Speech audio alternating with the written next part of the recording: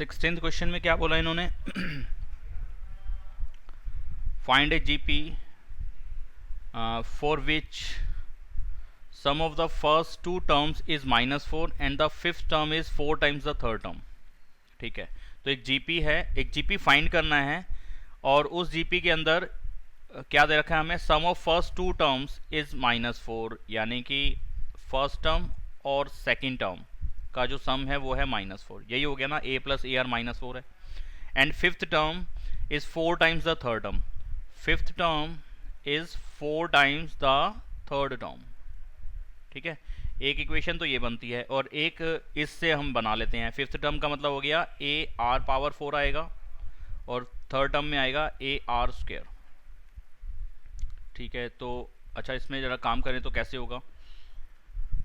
AR4 -4 times AR square किसके equal? 0 के equal. अगर मैं इसको इधर लाऊंगा तो क्या होगा इसमें? एक तरीका तो देखो, जो बताते हैं वो ऐसे भी बता देते हैं कि A से A कट गया, R स्क्वायर से R स्क्वायर कट गया, तो R स्क्वायर की वैल्यू 4 आ गई। तो वो थोड़ा सा अटपटा है, इस तरीके से काम करना चाहिए।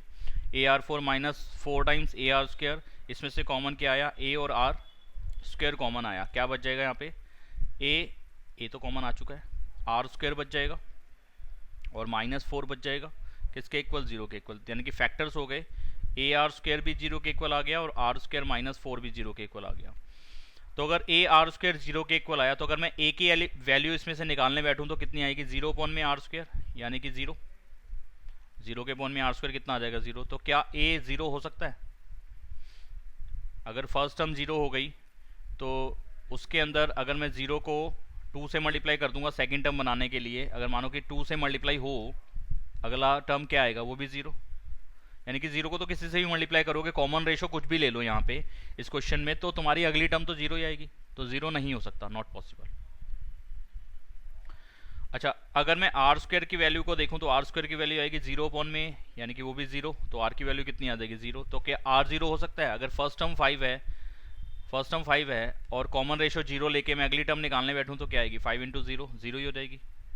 तो 5 0 0 0 0, तो ये कोई जीपी बनता नजर आ रहा है? कोई जीपी बन रहा है? कोई कहानी बन रही है? नहीं। तो ये भी पॉसिबल कंडीशन नहीं है कि आर भी 0।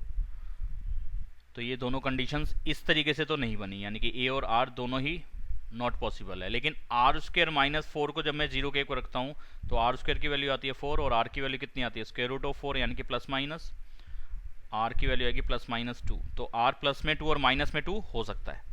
कॉमन रेशियो प्लस में भी हो सकती है और माइनस में भी हो सकती है। ठीक बात है ना? बात समझ में आती है ना? हाँ जी, आती है। तो यहाँ पे दो कंडीशंस आ गई आर के लिए, इफ आर इज 2, और दूसरी कंडीशन आ गई, ये हो गया केस 1 और एक बनता है केस 2, इफ आर इज -2। अगर r प्लस का 2 है देन a कितना हो जाएगा? तो हमें ऊपर रिलेशन मालूम है, then a plus a r तो -4 के इक्वल है ना। a प्लस ए आर किसके इक्वल है? -4 के। इक्वेशन 1 है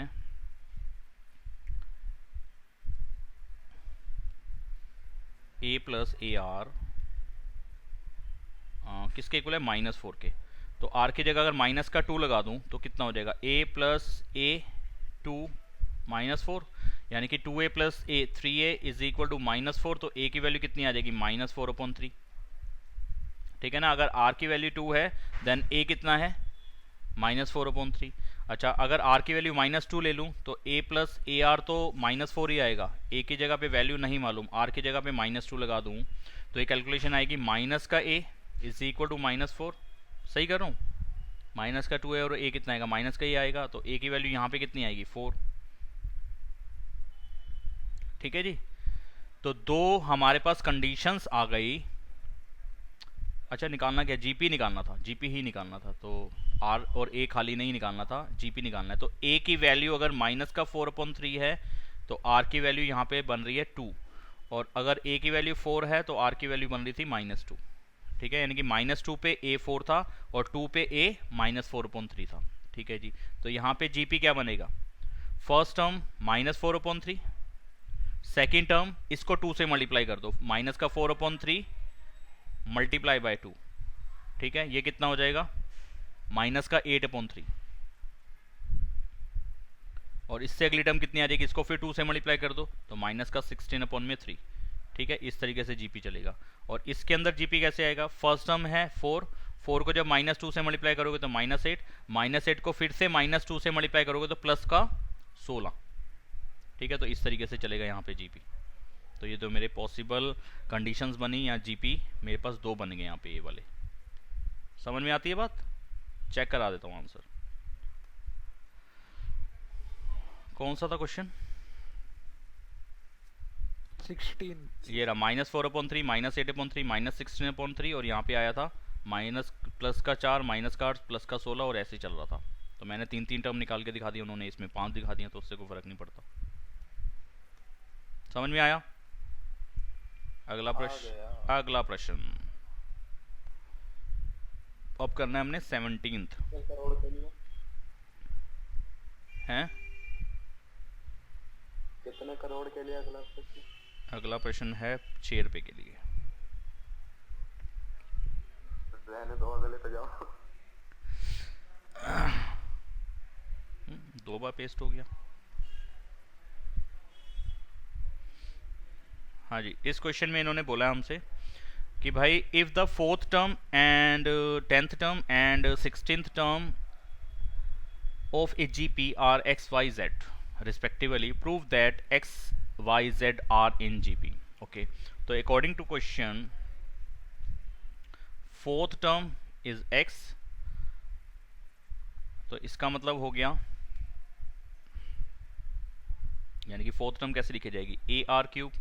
अगर जीपी का first term, let first term of GP be x, or sorry a, not x, a,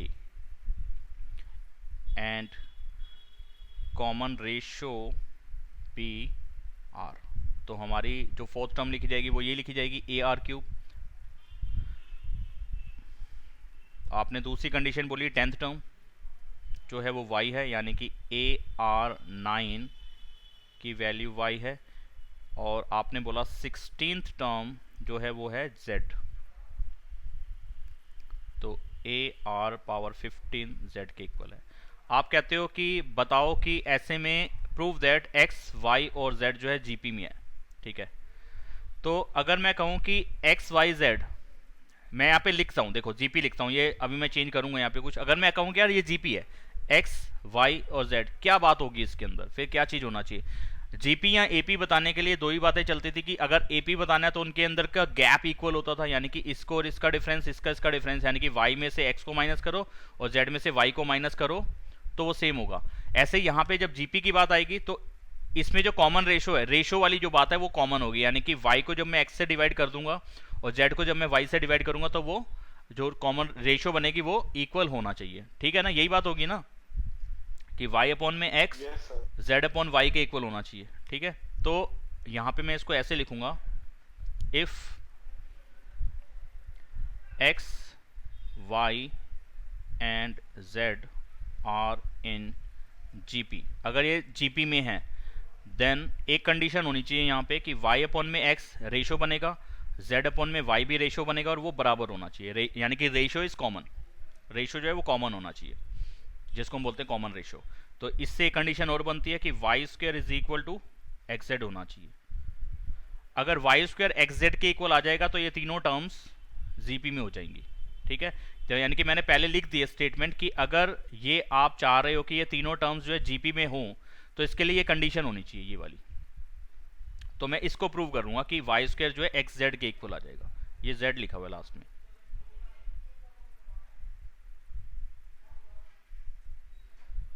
to नहीं है, जेड है।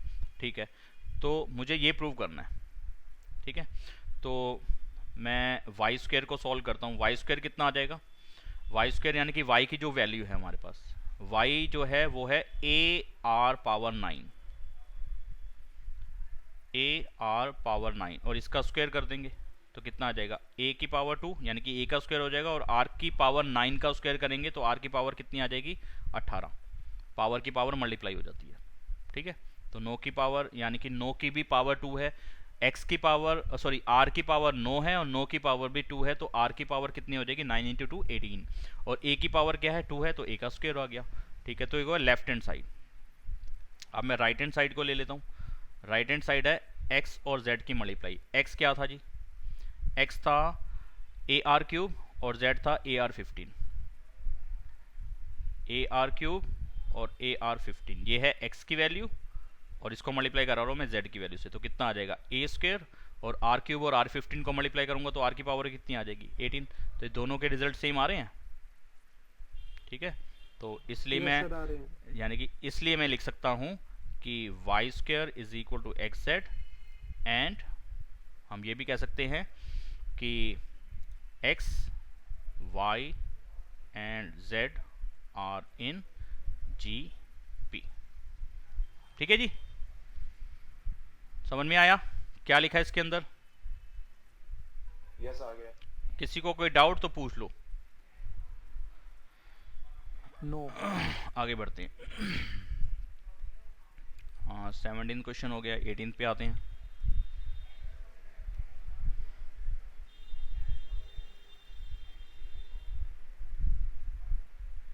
बड़ा ही प्यारा क्वेश्चन आया अब मतलब कि एकदम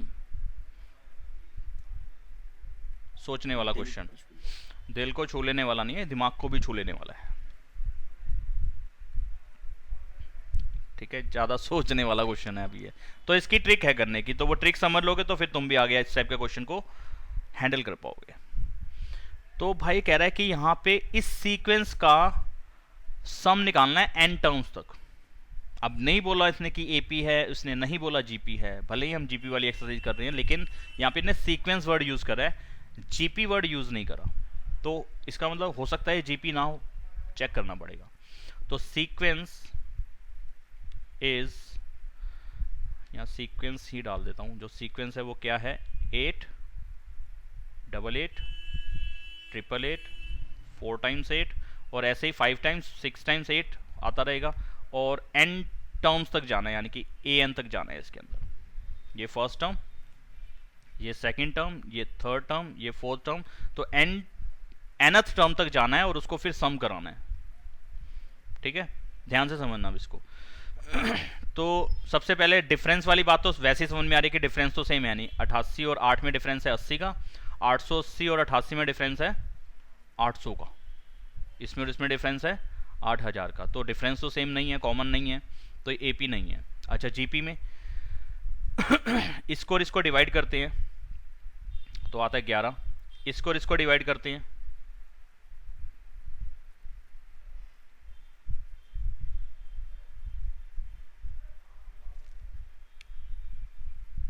ग्यारह को 11 से डिवाइड करोगे तो कितना आएगा? नहीं आएगा ना, 11 और 11 डिवाइड नहीं होते, 111 और 111 और 11 डिवाइड नहीं होते, 121 और 11 हो जाता है। ठीक है, तो यहाँ पे जो इसका रेशो आ रहा है वो आ रहा है 11 बटे में 111, और यहाँ पे रेशो आ रहा है इसका 11, यानी कि 8 को 11 से मल्टीप्लाई कराते हो तो आता है 88, लेकिन 88 को 111 अपॉन में 11 से मल्टीप्लाई कराते हो तब आता है 888, तो यानी कि रेशियो कॉमन नहीं है। भाई बात समझ में आती है कि नहीं आती? ये सर आ रही है। जीपी तो नहीं है, एपी भी नहीं है, अब क्या करें? अब जब भी ये पैटर्न हो ना क्वेश्चन का, जहां पे वैल्यूज, जो भी वैल्यूज हैं यहाँ पे वो बढ़ती चली जा रही है, इनकी पहले 8 था, फिर 88 था, फिर 888 था, 8888 था, इस तरीके से 7 भी आ सकता है, 6 भी आ सकता है, 5 भी हो सकता है, कुछ भी हो सकता है। तो करने का पैटर्न क्या रहेगा वो मैं समझा रहा हूँ। अब देखें आप इसको, अगर मैं 8 कॉमन ले लूंगा तो क्या आ जाएगा 1 11 1 1 1 1 1 1 1, और n टर्म्स तक जाना है इसको। ठीक है, nth टर्म तक जाना है इसको, और इसका फिर सम कराना है, सम भी कराना है, तो यानी कि इस चीज पे मुझे काम करना है, यहाँ पे बीच में प्लस का साइन भी है। ठीक है, तो इस पे भी काम नहीं कर पाओगे तुम, 1 11 1 1 1 1 1 1 1 होगा तो भी नहीं होगा, क्योंकि ना तो ये एपी है ना जीपी। आप देख लो, 1 को 11 बनाने के लिए 11 से मल्टीप्लाई करोगे, क्या 11 को 11 से मल्टीप्लाई करके 111 आएगा? नहीं आएगा, तो अभी भी जीपी नहीं है, अभी भी एपी नहीं है, तो भी काम नहीं होगा। यहाँ पे काम तभी हो पाएगा, एक सेकंड, ये बीच के मैं प्लस के साइन में थोड़ा ठीक कर लेता हूँ, ये चीज मुझे फाइंड करनी है। मुझे देखो फाइंड क्या करना था, मैं पहले उस चीज को रिपीट कर रहा हूँ।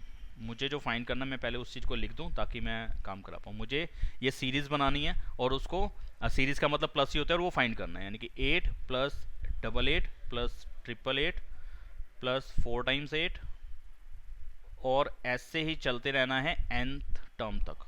ठीक है, ये चीज़ मुझे फाइंड करनी है।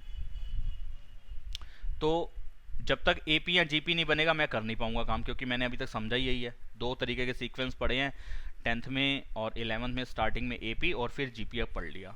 तो GP के लिए मल्टीप्लाई होने वाली बात कंडीशन होती थी और AP के लिए प्लस वाली कंडीशन होती थी कि आगे कोई एक नंबर प्लस होता जा रहा है या वो माइनस होता जा रहा है। अच्छा, तो यहाँ पे 8 कॉमन जब मैंने ले लिया तो हो गया 1 11 1 1 1 1 1 1 1 और कहाँ तक nth टर्म तक। तो ये भी कुछ नहीं कर पाऊंगा अभी, मैं इस पे काम नहीं कर पाऊंगा क्योंकि ना तो AP बना ना GP बना। तो ये जब भी हमारे पास ये पैटर्न होगा कि वैल्यूज रिपीट कर रही हैं, ऐसे रिपीट इन द सेंस कि फर्स्ट टर्म पे 8 लिखा है, सेकंड टर्म में 2 बार 8 लिखा है, तीसरी टर्म में 3 बार 8 लिखा है, तो यहाँ पे मुझे काम करने के लिए यहाँ पे चाहिएगा इसकी जगह पे 9 लिखा रहे। इन सारे नंबर की जगह पे 9 आना चाहिए, 9 फिर 2 बार 9 फिर 3 बार 9। उस पर काम हम कर पाएंगे, अभी वो समझाता हूँ। लेकिन यहाँ पे 9 है तो नहीं, अब वो बनाना हो तो क्या करूँ, इस जगह पे 9 हो तो क्या करूँ। इसको जैसे कि इस वाले नंबर को मैं 9 से मल्टीप्लाई कर दूं, इसको 9 बनाना तो 9 से मल्टीप्लाई कर दूं और वापस मुझे 1 ही चाहिए तो 9 से डिवाइड कर देता हूं। ठीक है, ऐसे ही इसको अगर मैं 9 से मल्टीप्लाई कर दूं तो कितना हो जाएगा 99 और 99 से इसको डिवाइड कर दूं, सॉरी 9 से ही डिवाइड कर दूं, जिससे मल्टीप्लाई करा 11/9 था, 11 था, इसको 99 बनाना है, इसकी जगह पे 9 होना चाहिए 2 बार, तो 9 से मल्टीप्लाई करना पड़ेगा और 9 से डिवाइड करना पड़ेगा। ऐसे ही 111 है, इसको 3 बार 9 होना चाहिए यहाँ पे, तो क्या करूंगा 111 को 9 से मल्टीप्लाई कर दूंगा, 9 से डिवाइड कर दूंगा, इससे ये बन जाएगा, इससे ये बन जाएगा और इससे ये बन जाएगा। बोलो बात समझ में आ रही है कि नहीं आ रही। ऐसे ही 111 का भी देख लो, 1111 है, इसको 9 से मल्टीप्लाई और 9 से डिवाइड कर देता हूँ तो वापस ये बन जाएगा। ठीक है, तो मैं इसको इस पैटर्न में लिख सकता हूँ। ठीक है, इसको मैं यहाँ लिखा रहने देता हूँ। अब मुझे ये चीज नहीं चाहिए, मुझे सिर्फ इस 1 की जगह पे 9 चाहिए, इस 2 बार 1 की जगह पे 11 की जगह पे 2 बार 9 चाहिए यानी कि 99, इस 3 बार 1 यानी कि 111 की जगह पे 999 चाहिए, ऐसे 4 टाइम्स 1 की जगह पे 4 टाइम्स 9 चाहिए था। तो यानी कि सिर्फ ये वाला पार्ट तो बचा रहे, तो ये एक चीज हो जाएगी जो चीज मुझे चाहिए कि यानी कि उसको 9 से मल्टीप्लाई, उसको 9 से मल्टीप्लाई, नीचे से 9 सब में होगा तो 9 कॉमन लेता हूँ, यानी कि 8 के नीचे 9 लगा देता हूँ, यानी कि इसके नीचे 9 लगा दिया। यानी कि अगला स्टेप क्या रहा देखो, मैं प्रॉपर लिख के देता हूँ, फिर आप इस वाले स्टेप को स्किप कर सकते हो थोड़ी प्रैक्टिस के बाद। यहाँ पे हो गया, अगर मैं सॉरी ये चीज़ नहीं है अभी, अपॉन में 9 नहीं है, इस 1 को लिख दिया 9/9, फिर इसको लिख दिया 11 इंटू 9/9 और इसको लिख दिया 111 इंटू 9/9, ऐसे ही 1111 अपॉन में 9 इंटू में 9 और ऐसे ही चलता रहा nth टर्म तक। उसमें भी यही काम होगा, उसको भी 9 से मल्टीप्लाई करा और 9 से ही डिवाइड करा। ठीक है, अब सबके नीचे क्या आ रहा है 9 आ रहा है, तो सबके नीचे का 9 मैं कॉमन ले सकता हूँ, तो अब यहाँ पे बच जाएगा 9 प्लस 11 इंटू 9 99 और 111 इंटू 9 999 और 1111 यानी कि क्या बोलूँ, क्या पढ़ते हैं इसको 1111 इंटू 9 9999 प्लस ऐसे ही nth टर्म तक चलता रहा। बोलो जी बात समझ में आती है कि नहीं आती है।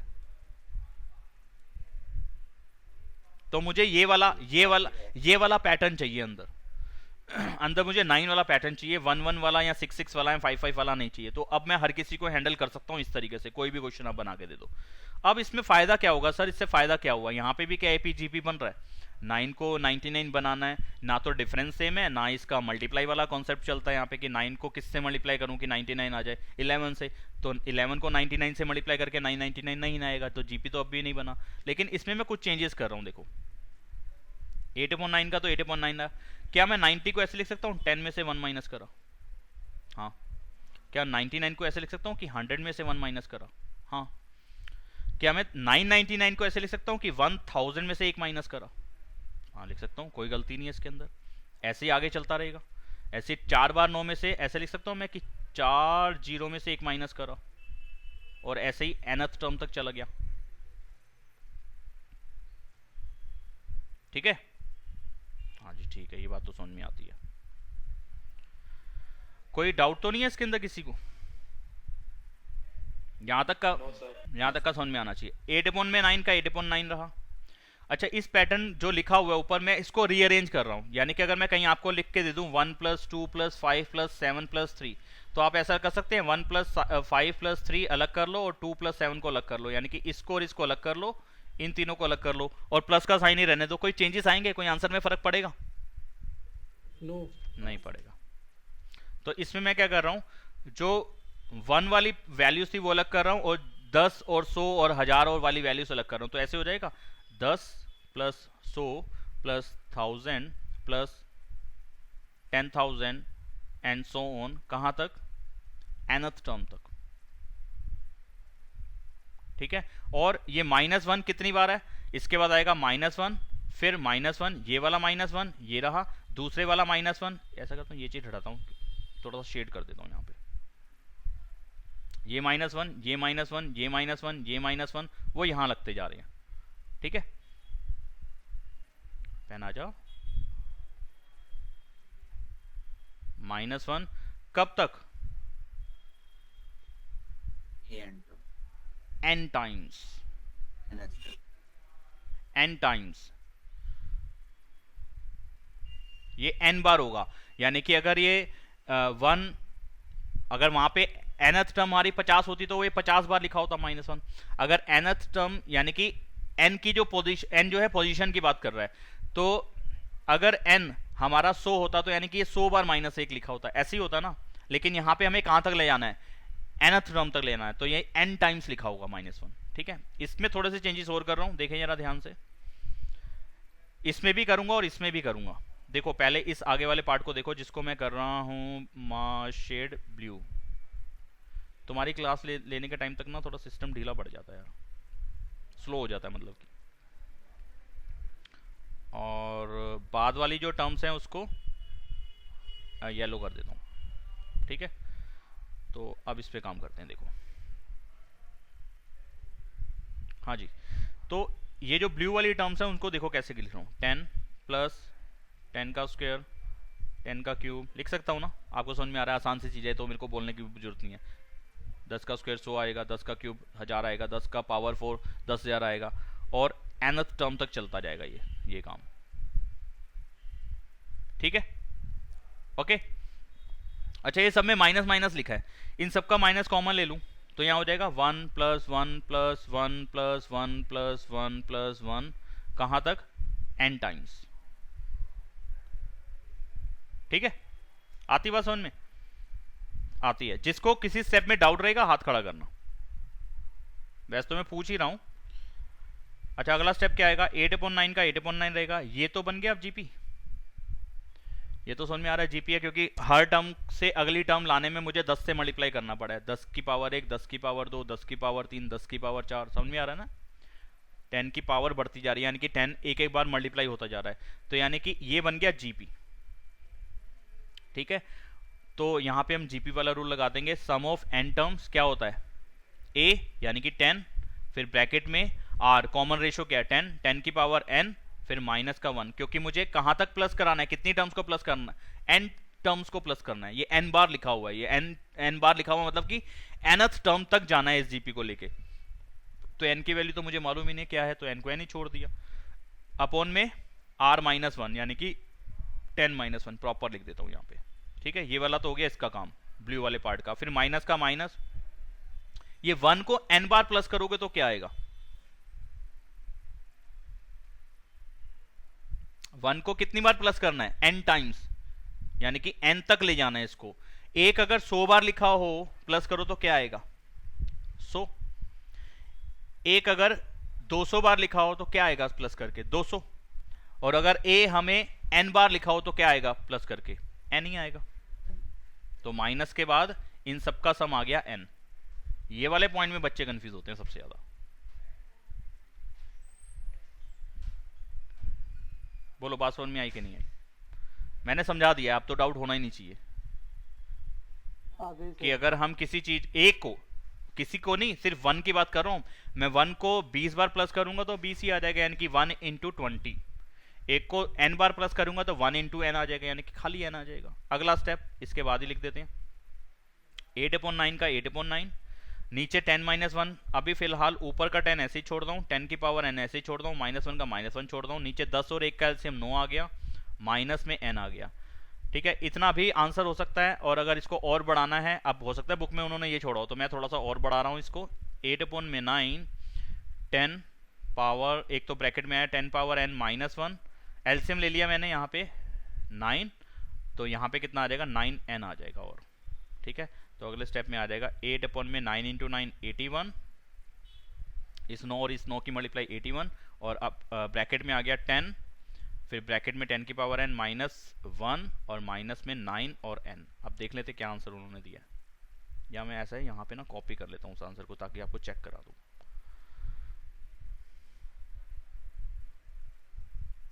आंसर शीट खोलता हूँ। कौन सा क्वेश्चन था?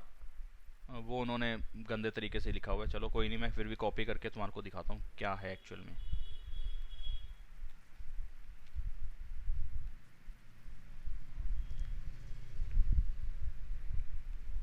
ये है, देखो 80 तो आया, ये इन्होंने क्या कर रखा है एक्चुअल में, सिर्फ 8/9 को इससे भी मल्टीप्लाई कर दिया, 8/9 को इससे भी मल्टीप्लाई कर दिया। इसी स्टेप के बाद, इस वाले स्टेप के बाद ना उन्होंने मल्टीप्लाई कर दिया। 8/9 को जब इससे मल्टीप्लाई करोगे तो क्या आएगा, 8 × 10 80, नीचे 9 × 9 81, ये वाला आ गया, और 10 की पावर n -1 ये आ गया। ठीक है, और माइनस का माइनस आ गया, और 8/9 को जब n से मल्टीप्लाई करोगे तो 8/9 आना जाएगा। उन्होंने ये लिखा है, हमने कुछ और तरीके से कर दिया। हमारा ये आंसर भी ठीक है और उनके वाला भी ठीक ही है, तो कोई गलती तो है नहीं किसी में। आपको समझ में आया कि नहीं आया? आ गया आ सर। गया सर। ठीक है, आगे बढ़ते हैं। तो जब भी इस टाइप का क्वेश्चन अपने को मिलेगा, यानी कि जो नंबर है उसकी एक बार, दो बार, तीन बार इस तरह से काउंट बढ़ता जा रहा है, तो उसमें हमें यही पैटर्न फॉलो करना पड़ेगा, जो लिखने का तरीका है, यानी कि उसको 9 में कन्वर्ट करना पड़ेगा।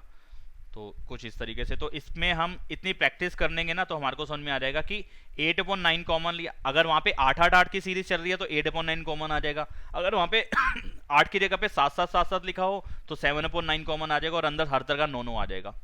तो ये 3-4 स्टेप्स तुम्हारे को लेने की जरूरत नहीं है। लेकिन मैं फिर भी ये चाहूंगा कि इस क्वेश्चन को आप एक बार ना खुद से इसी तरीके से करना, रट के मत चलना कि वो 8/9 कॉमन ले लिया तो नीचे अंदर 9999 वाली सीरीज बच जाएगी।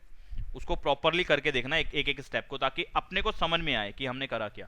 बाकी फिर याद रखने वाली बात तो थोड़ी प्रैक्टिस के बाद अपने आप ही हो जाएगी। तो अगला क्वेश्चन मैं कॉपी कर रहा हूँ बुक में से।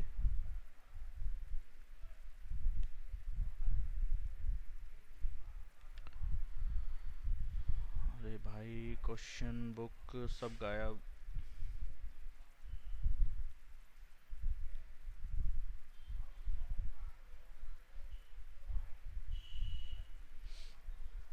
हाँ मेरे बच्चे, अगला क्वेश्चन क्या कह रहे हैं हमसे कि the sum of the product of the corresponding terms of the sequence. बड़ा प्यारा क्वेश्चन दिया है भी।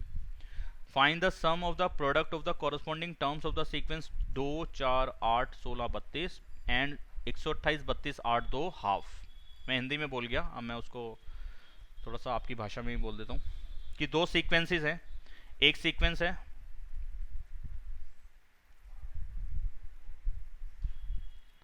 सीक्वेंस, फर्स्ट सीक्वेंस ऐसे लिख देते हैं। फर्स्ट सीक्वेंस जो है वो है 2 4 8 16 32, एंड सेकेंड सीक्वेंस जो है वो है 128 32 8 2 एंड हाफ। ठीक है जी, ये सीक्वेंस है। अब वो कह रहा है कि फाइंड द सम, हमें सम फाइंड करना है of the products of the corresponding terms of the sequences. अच्छा जी, यानी कि कॉरस्पॉन्डिंग टर्म्स की, यानी कि इसकी फर्स्ट टर्म और इसकी फर्स्ट टर्म की मल्टीप्लाई करा दो, इसकी सेकंड टर्म और इसकी सेकंड टर्म की मल्टीप्लाई करा दो, इसकी थर्ड टर्म और इसकी थर्ड टर्म की मल्टीप्लाई करा दो, ऐसे इसकी फोर्थ टर्म और इसकी फोर्थ टर्म की मल्टीप्लाई करा दो, इसकी फिफ्थ टर्म और इसकी फिफ्थ टर्म की मल्टीप्लाई करा दो, देन उसको सम कर दो, प्लस कर दो। तो यानी कि हमसे डिमांड की जा रही है कि 2 × 128 जो भी आएगा, प्लस 4 × 32 जो भी आएगा, 8 × 8 जो भी आएगा, 16 × 2 जो भी आएगा, और 32 × हाफ जो भी आएगा, इसका सम। ठीक है, समझ में आ रहा है?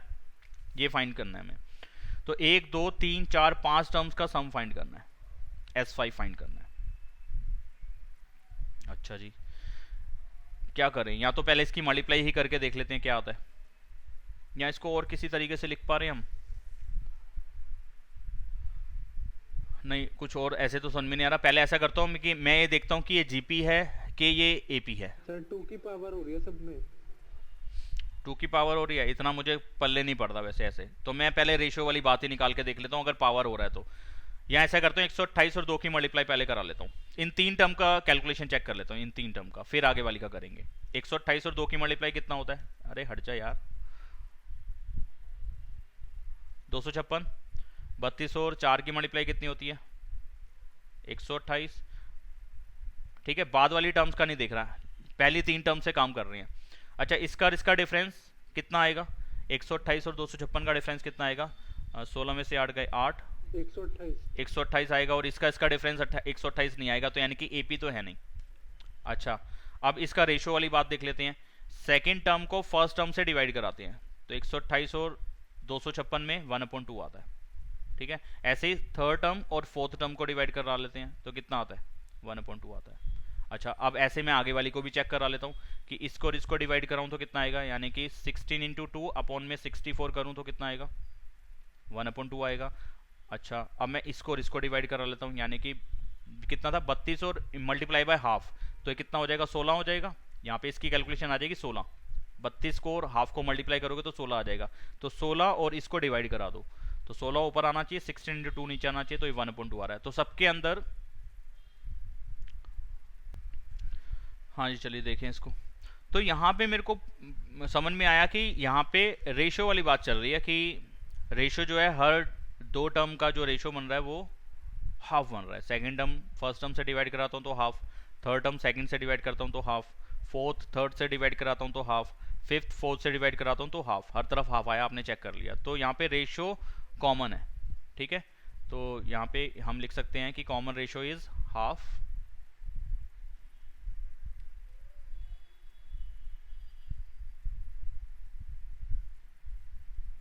Therefore it is a GP। ये एक GP है।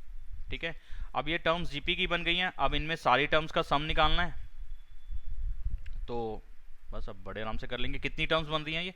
1 2 3 4 5 टर्म बन रही हैं। तो S5 इन GP क्या लिखा जाएगा, यानी कि SN का रूल पहले तो लिख देते हैं कि सम ऑफ n टर्म्स होता है A Rn-1 अपॉन में R-1। जो फर्स्ट टर्म है वो थी हमारे पास 256, ऊपर आपको दिख ही रहा है स्क्रीन पे।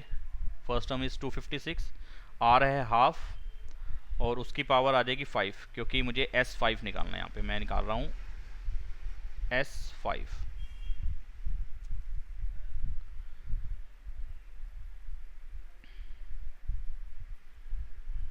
अगला स्टेप क्या आने वाला है? 256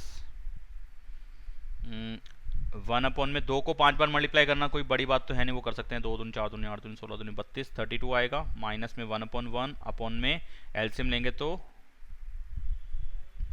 कॉमन रेशियो। देखो यहाँ पे अब नेगेटिव वाली बात मैंने तुम्हारे को समझाई, यहाँ पे नहीं समझाई, वैसे तो क्लियर कर चुका हूँ। तो अब आप देखो यहाँ पे नेगेटिव आर जो था यहाँ पे 1 से छोटा था, लेकिन मैंने उस बात को ध्यान नहीं रख पाया। मानो पेपर में भी आपसे यही गलती हो जाए कि आप आर जो है वो 1 से छोटा होने के बावजूद आप उसको फॉर्मूले में वो चेंजेस ना करो कि 1 को पहले लिख दिया और आर को बाद में लिखना चाहिए था, वो नहीं लिखा। तो कोई गलती नहीं होती यहाँ पे, अपने आप काम हो जाता है। 256 का 256 एलसीएम आता, देखो ये 32, 1 माइनस 32, और अपॉन में कितना आता?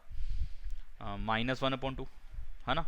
और यहाँ पे अगला स्टेप आपका बनेगा 256, यहाँ पे आएगा माइनस में 31 अपॉन में 32, और यहाँ पे आया माइनस का 1/2। ठीक है, तो अगला स्टेप क्या लिखोगे आप? ये माइनस सबसे बाहर भेज दोगे, माइनस 256 31 अपॉन इंटू 31/32, और डिवाइड के बाद जो वैल्यू है वो रेसिप्रोकल हो जाएगी। रेसिप्रोकल होगी तो 2 ऊपर 1 नीचे चला जाएगा। और ये माइनस नीचे रखना चाहते हो या ऊपर रखना चाहते हो, दोनों तरीके से काम हो जाएगा। अगर आप कहते हो जी माइनस नीचे रखोगे तो ये ऊपर वाला माइनस और नीचे वाला माइनस कट जाएगा। अगर आप कहोगे ये वाला माइनस नीचे ना रख के हम ऊपर रखते हैं, तो माइनस और माइनस की मल्टीप्लाई क्या आती है? प्लस। तो अपने आप आपका ये माइनस हैंडल हो जाएगा कॉमन लेने के बाद भी, अपने आप ही कैलकुलेशन बनेगी, मुझे कुछ सोचना नहीं पड़ेगा इसके अंदर। नहीं भी कॉमन लेता तो भी ये माइनस अपने आप ही खत्म होना ही था। तो क्या हो जाएगा यहाँ पे, समझ में आया ना? ये कैलकुलेशन के स्टेप समझ में आना है कि यस सर 256 को 8 पे काट रहा है। मैं काटना नहीं पूछ रहा हूँ, मैं पूछ रहा हूँ कि ये स्टेप समझ में आया कि हाफ जो था आर था और आर एक से छोटा होने के बावजूद मैंने फॉर्मूले को चेंज नहीं करा, पुराने वाले फॉर्मूले से ही कर दिया। जो मैंने स्टार्टिंग में बताया था कि आप एक ही रट लो, दूसरे वाले को रटने की जरूरत नहीं है, वो इसलिए बताया था कि यहाँ पे रटना नहीं पड़ा मुझे। वो पहले वाले फॉर्मूले को जो मैंने रटा हुआ था, दूसरे वाला अलग से रटने की जरूरत नहीं है, वो अपने आप काम करेगा वहाँ पे। तो प्लस का आ गया, 2 से इसको काटा तो 16 आता है, और 16 के टेबल में कब कह रहे हो आता है ये? सर 32 के में बताया था। अच्छा 32 के में ही बता दे यार, कितने पे आया था बता। 8 पे 8 पे आया था, चल ठीक है। तो 32 के टेबल में 256 आता है 8 पे। 496 8 दूनी 8 और 2 की मल्टीप्लाई आ जाएगी 16, 16 और 31 की मल्टीप्लाई कर लूंगा तो आंसर पॉजिटिव ही 496 496 आ जाएगा। 90 मैं कर रहा हूँ 16 और 31 की मल्टीप्लाई एक बार। अ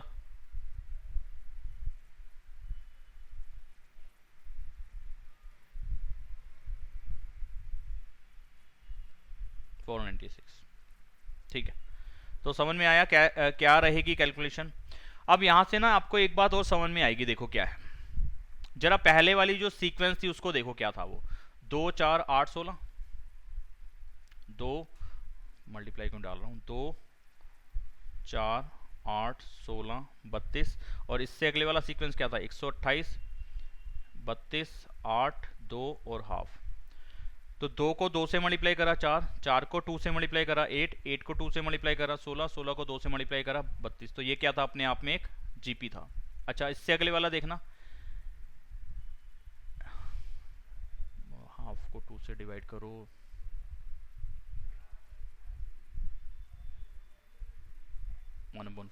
तो यहाँ पे 128 को जब आप 4 से डिवाइड करते हो तो 32 आता है, हाँ, और 32 को 4 से डिवाइड करते हो तो 8 आता है, 8 को 4 से डिवाइड करते हो तो 2 आता है, 2 को 4 से डिवाइड करते हो तो हाफ आता है।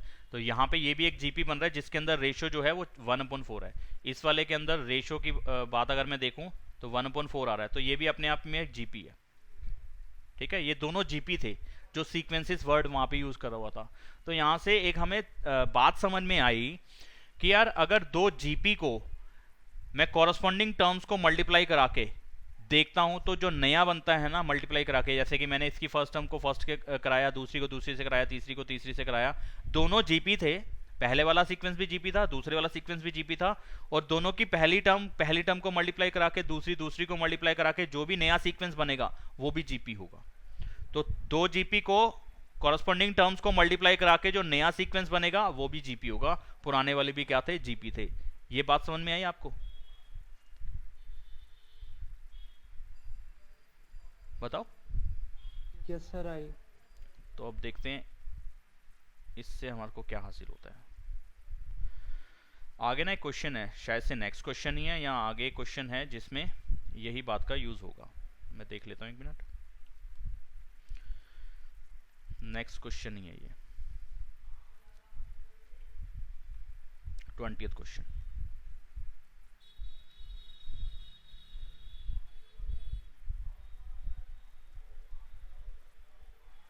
यहाँ पे कह रहा है show that the product of the corresponding terms of the sequences, ये एक सीक्वेंस है, ऐसे दूसरी वाली सीक्वेंस बन रहा है, form A GP and find the common ratio. तो ये हमें अब उस रूल का यूज नहीं करना एक्चुअल में, जो हमने अभी बात समझी है डायरेक्टली उसका यूज नहीं करना, क्योंकि यहाँ पे भी वो कह रहा है कि फॉर्म करेगा एक जीपी। ये पहले सबसे पहले आपको यही बताना है। तो ठीक है भाई, इसमें भी देख लेते हैं। तो सेम यही क्वेश्चन है एक तरीके का, लेकिन यहाँ पे वहाँ पे नंबर की फॉर्म में था, यहाँ पे उन्होंने ए और आर की फॉर्म में दिया हुआ है। तो एक सीक्वेंस दे रखा है, फर्स्ट सीक्वेंस ए आर स्क्वायर, और कहाँ तक चलना है, nth टर्म तक ले जा रहे हैं उसको। तो ए आर की पावर n-1, और सेकेंड सीक्वेंस जो है वो है कैपिटल ए कैपिटल आर, फिर capital A capital R square, ऐसे ही कैपिटल ए कैपिटल आर और n-1।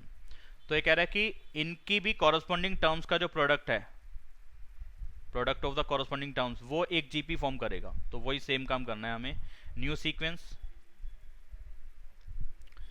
ए को ए से मल्टीप्लाई करा के बनेगा, ए आर को ए आर से मल्टीप्लाई करा के बनेगा, और ए आर स्क्वेयर को ए आर स्क्वेयर से मल्टीप्लाई करा के बनेगा।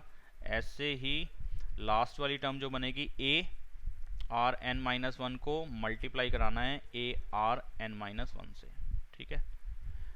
ये भी एक जीपी बनेगा। तो ये जीपी बनेगा कैसे चेक कर सकते हैं? सिर्फ एक ही तरीका है कि मैं इसके अंदर से रेशो वाली बात को चेक कर लूँ कि कॉमन है कि नहीं है। तो ये है फर्स्ट टर्म, ये है सेकंड टर्म, या इसको ए की जगह पे टी दिखा देता हूँ ताकि वो ए और ए में कन्फ्यूज़न ना रहे। Term one, term two, term three और nth टर्म। तो ये जीपी होने के लिए रेशो सेम होना चाहिए, लेकिन सेकंड टर्म को फर्स्ट टर्म से डिवाइड करूँ तो वो इक्वल आना चाहिए थर्ड टर्म को सेकंड टर्म से डिवाइड करके, ठीक है जी।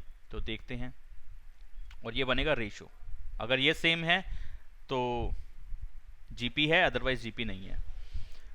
तो ए आर डिवाइडेड बाय ए और ए क्या आएगा, देखें इसकी कैलकुलेशन। यहाँ पे आ रहा है ये, यानी कि मैं पहले चेक कर रहा हूँ टर्म वन को टर्म टू से टर्म टू को टर्म वन से डिवाइड करा रहा हूँ। तो क्या कैलकुलेशन दे रहा है मुझे, ये ए से ए कट रहा है, ये ए से ए कट रहा है, मेरे पास बचा है आर इंटू आर। तो यानी कि यहाँ पे जो कॉमन रेशो आ रही है,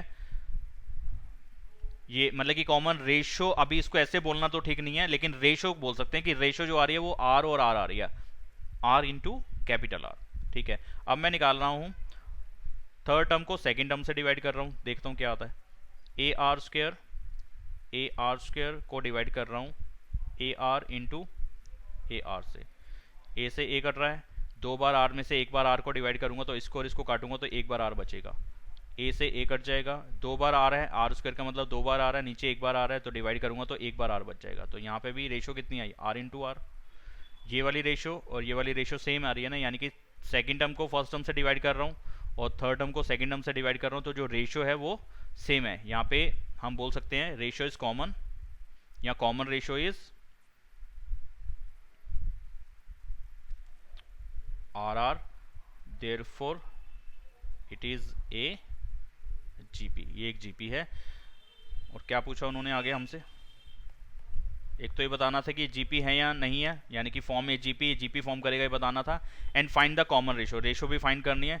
तो रेशो तो हमने फाइंड करके चेक कर रहा है, तो कॉमन रेशो एंड अगेन लिखना है कॉमन रेशो, यानी कि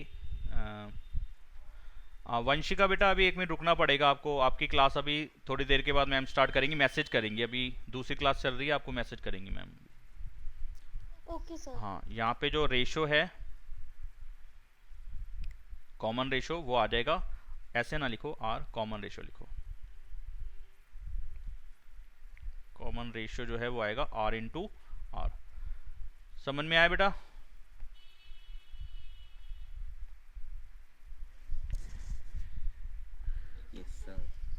यस सर आ गया।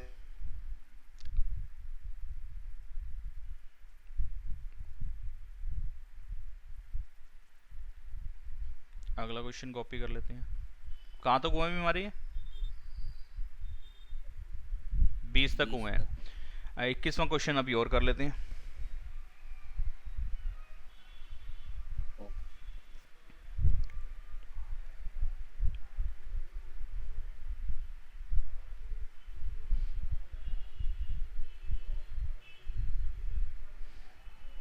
Find 4 numbers forming a geometric progression यानी कि GP in which the third term is greater than the first term by 9। क्या बोलते हैं भाई? एक GP के अंदर थर्ड टर्म जो है बड़ी है फर्स्ट टर्म से 9, ठीक है। तो थर्ड टर्म जो है फर्स्ट टर्म से 9 ज़्यादा है, ये एक इक्वेशन बनेगी। यानी कि थर्ड टर्म का मतलब हो गया a r square a plus 9 के इक्वल है, ठीक है जी। And the second term is greater than fourth term by 18। यही हुआ ये स्टेटमेंट की सेकेंड टर्म जो है बड़ी है फोर्थ टर्म से 18। तो फोर्थ टर्म हो गई A4, उससे 18 बड़ी है तो इसे प्लस 18, और कौन सी टर्म? Second term. तो यानी कि सेकेंड टर्म का मतलब a r is equal to a r cube plus 18। ये बन गई सेकेंड इक्वेशन। अब इसको सॉल्व कर सकते हो, कैसे करें, क्या करें, क्या ना करें। तो ए आर स्क्वायर है, ए आर क्यूब है। पता क्या करो, देखो इसको ऐसे लिखो, या तो ऐसे लिखे लिखाई में भी काम हो सकता है, मैं आपको ऐसे में करा देता हूँ, क्योंकि आपको फिर कंफ्यूजन ना रहे कि वैसा लिखना जरूरी तो नहीं हो जाएगा। अगर हमारे को लिखना ध्यान नहीं रहा तो हमारा क्वेश्चन बनेगा कि नहीं बनेगा, डेफिनेटली बनेगा। तो यहाँ पे मैं क्या कर रहा हूँ कि फर्स्ट इक्वेशन को देखो, यहाँ पे आर स्क्वायर है, यहाँ पे आर क्यूब है, यहाँ पे ए है और यहाँ पे ए आर है। तो अगर मैं इसको आर से मल्टीप्लाई कर दूं तो ये भी आर क्यूब बन जाएगा और ये आर ए आर आ जाएगा, यानी कि इसके जैसा कुछ बन जाएगा। तो यानी कि फर्स्ट इक्वेशन को मल्टीप्लाई करा रहा हूं सिर्फ आर से, मल्टीप्लाइंग फर्स्ट इक्वेशन या इक्वेशन 1 बाय आर। ठीक है, फर्स्ट इक्वेशन को आर से मल्टीप्लाई करा रहा हूं, तो कितना हो जाएगा, फर्स्ट इक्वेशन के बाहर आर से मल्टीप्लाई करा दो तो ऐसे हो जाएगा कुछ। आर से मल्टीप्लाई कराऊंगा तो कितना आ जाएगा, ए r cube A R plus 9r।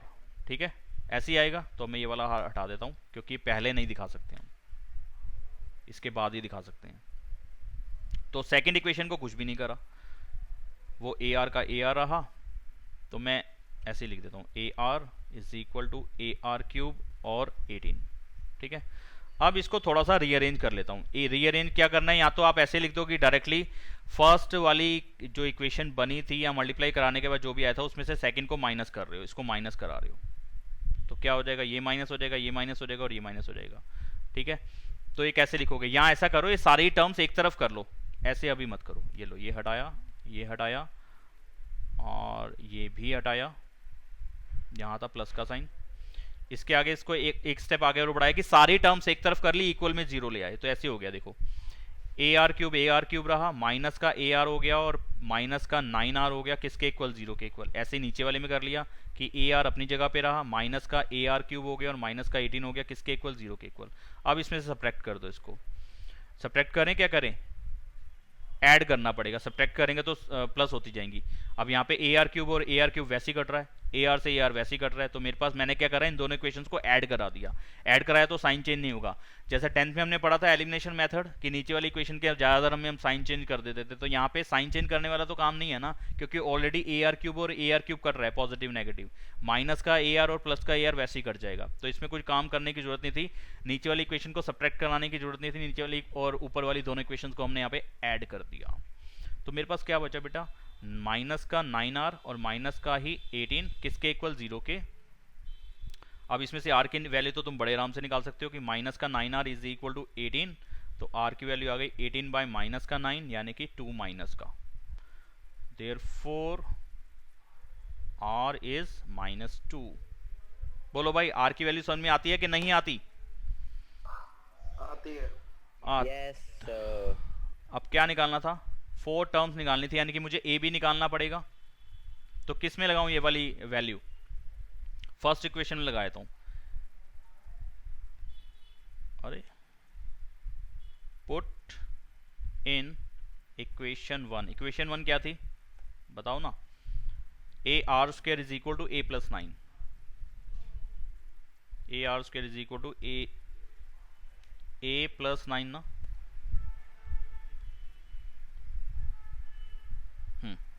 अब इसमें r की जगह पे -2 लगा दो तो कितना हो जाएगा, a -2 square plus is equal to a plus 9, कितना आ जाएगा, -2 का स्क्वायर 4a, ये वाला इधर आके माइनस, इक्वल में 9, ये आ गया 3a, 9 के इक्वल। तो इसका मतलब a की वैल्यू आ गई 9/3, 3 कटने के बाद a की वैल्यू कितनी आ गई 3, r की वैल्यू कितनी है -2। अब तुम टर्म्स फाइंड कर सकते हो, तो जो हमारा जीपी बनेगा उसकी फर्स्ट टर्म आ गई 3, सेकेंड टर्म आ जाएगी 3 को -2 से मल्टीप्लाई कर दिया, माइनस का 6, फिर -6 को फिर से -2 से मल्टीप्लाई कर दिया, प्लस का 12, फिर प्लस के 12 को फिर से -2 से मल्टीप्लाई कर दिया, माइनस का 24। ये आ गई हमारी 4 टर्म्स। आंसर चेक करा दें, ये रहा 3 -6 12 एंड -24, 3 -6 12 एंड -24। क्लियर है जी ये बात आप लोग को? Yes sir, clear. हिमांशु हंस क्यों रहा है तू? क्लास ओवर होने वाली है। हाँ, तेरे दांत तोड़ दूंगा मैं। चलो ठीक है, बाकी का करेंगे हम अगली क्लास में, आप लोग को पीडीएफ में भेज दूंगा, 2-3 घंटे तक ओके सर। ओके आप सर। प्रैक्टिस कर लेना इसकी। 2-3 घंटे में। अभी नहीं भेज पाऊंगा अभी, क्योंकि और क्लासेस चलनी है अभी, हाँ, ठीक है। और मैं रात को फिर फ्री होऊंगा, फिर मैं आपको आराम से सिस्टम पे बैठ के जितनी भी पीडीएफ बची हुई है वो सारी भेज दूंगा। आज आप सारा प्रैक्टिस कर लेना, क्योंकि कल मैंने रूल्स वगैरह फार्मूले वगैरह सब पूछने हैं और नहीं बताया तो आप लोगों के मैं यहीं से स्क्रीन पे घूंसे मार के दांत तोड़ दूंगा मैं आपके, बिल्कुल। Okay sir. ठीक है, हाँ हाँ ठीक है सर। ये सब पूरा एक ही साथ भेज देना। हाँ, पूरा एक साथ भेज दूंगा। चलो आज के लिए इतना ही, बाकी करेंगे अगली क्लास में। तब तक के लिए जयराम जी की जयराम बाय जी। बाय। राधे राधे। राधे राधे।